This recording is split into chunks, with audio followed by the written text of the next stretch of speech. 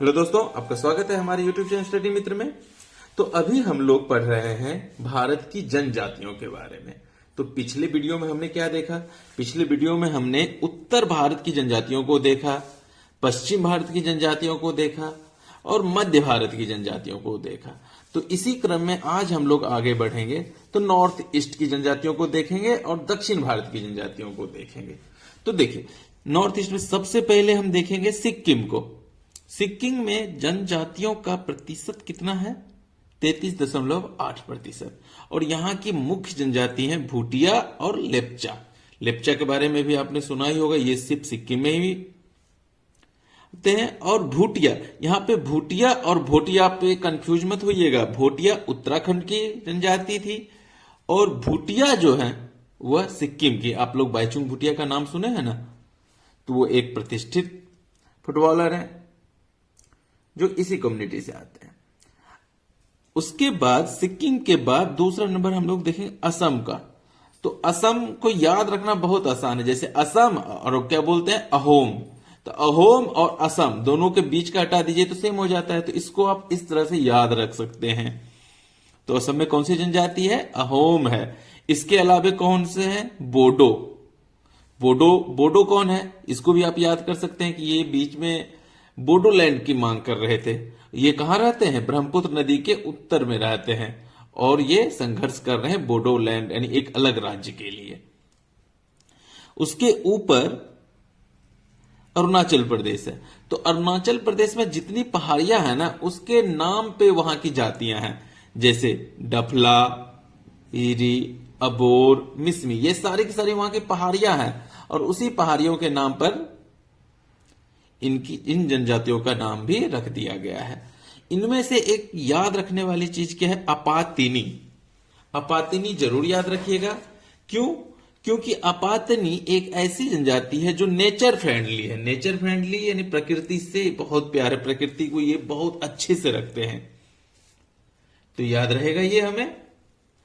अब देखिए, उसके बाद नागालैंड, जहां की 86.5% जनजातीय आबादी है। तो नागा यानी कि यहां की प्रमुख जनजाति कौन सी है? नागा है, यानी कोन्याक। इनका जो डांस होता है कोन्याक डांस, 2019 में उसको गिनीज बुक में वर्ल्ड रिकॉर्ड में उसका नाम लिखा गया था। क्यों? क्योंकि यह सबसे बड़ा फोक डांस था। उसके बाद हम लोग देखेंगे मणिपुर को। मणिपुर जहां की 53% है। मणिपुर की प्रमुख जनजातियां कौन सी है? कुकी, मैकी, चोभी और चकपा। जिसमें कुकी को कुकी विद्रोह के रूप में आप लोग याद रखते हैं, कुकी विद्रोह। उसके बाद मैकी या मैतेई, इसको भी याद रखते हैं। और इसमें जो इंपॉर्टेंट बन जाता है चकपा। ये चकपा जो है ये बहुत इंपॉर्टेंट है अभी के समय में। क्यों इंपॉर्टेंट है? क्योंकि चकपा जो जनजाति है इनका एक गांव है फेयांग। अब कहिएगा ये गांव क्यों फेमस है? ये फेयांग गांव जो है भारत का पहला कार्बन पॉजिटिव टैग मिला है। कार्बन पॉजिटिव टैग जो सबसे पहला मिला है भारत में, किसको मिला है? फेयांग गांव को। और यह किस जनजाति का गांव है? चकपा जनजाति का गांव है।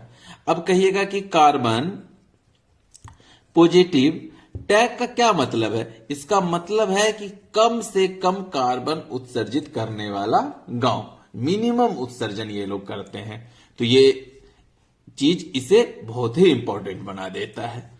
तो ये था हमारा मणिपुर। इसके अलावा मणिपुर में थोड़ी बहुत मात्रा में ब्रू यानी रियांग भी मिलते हैं।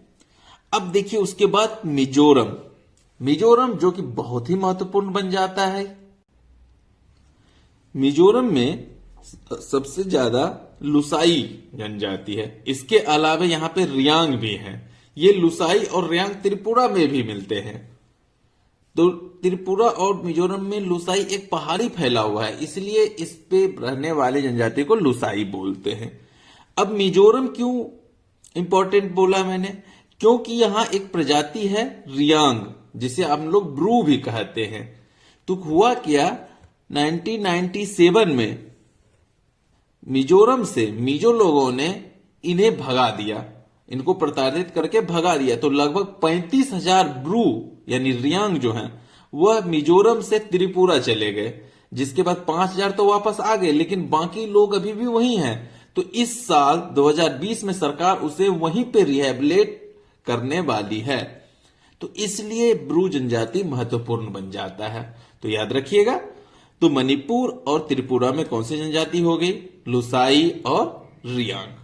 रियांग जिसको कि हम लोग क्या बोलते हैं? ब्रू।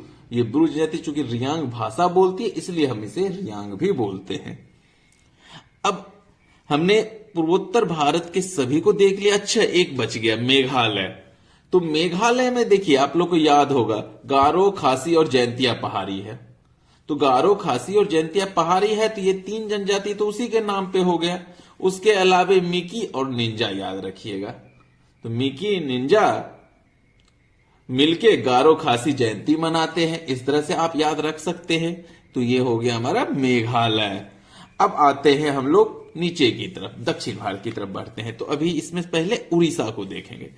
उड़ीसा में चेंचू जनजाति है। साउथ में लगभग हर जगह पे चेचू जनजाति मिलते हैं, चेचू। उसके अलावे कौन है? जुआंग भी है, कोल भी है। इसके अलावा यहाँ पे खरवार भी मिलते हैं। खरवार के बारे में आपको पता होगा, जो कि खैर की लकड़ी से कत्था बनाते हैं।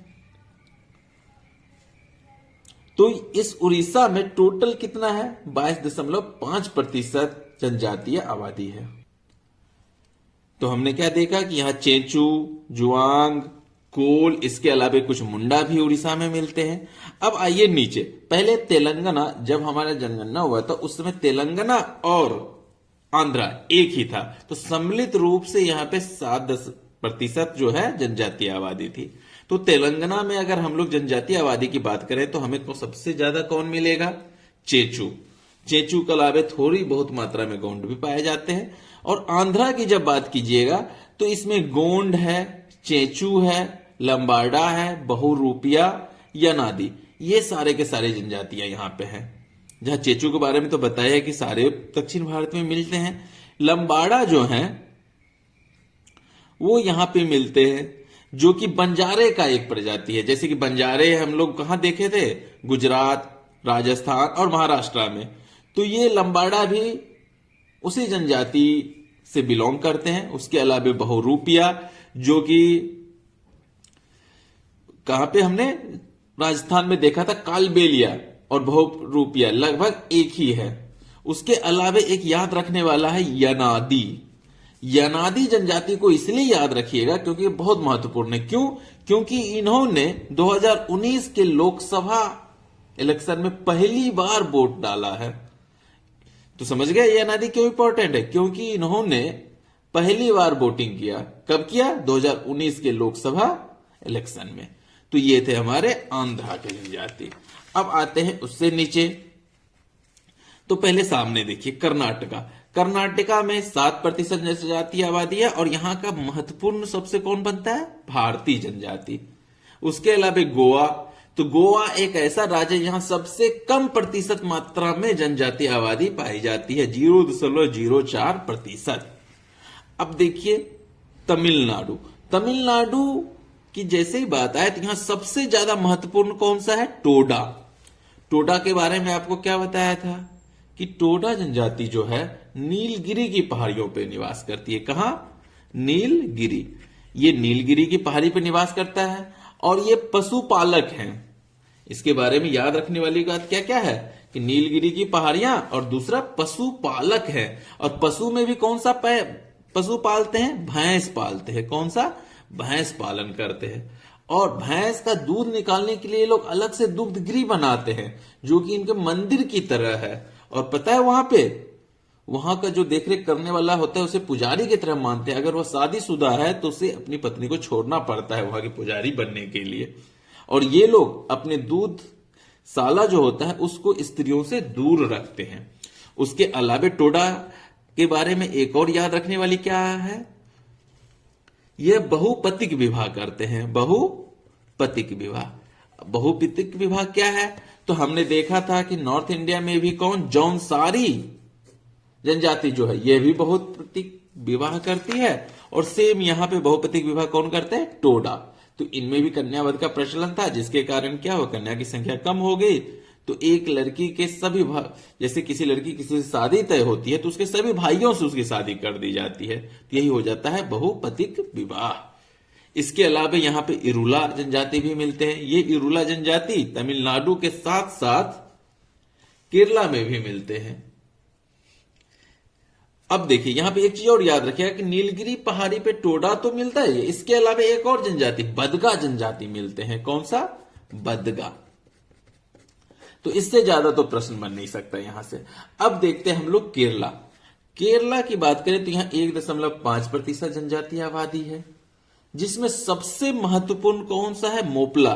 माफ कीजिएगा आपने मोपिला लिखा है, इसको हम लोग मोपला बोलेंगे। तो मोपला क्यों इंपॉर्टेंट बनता है?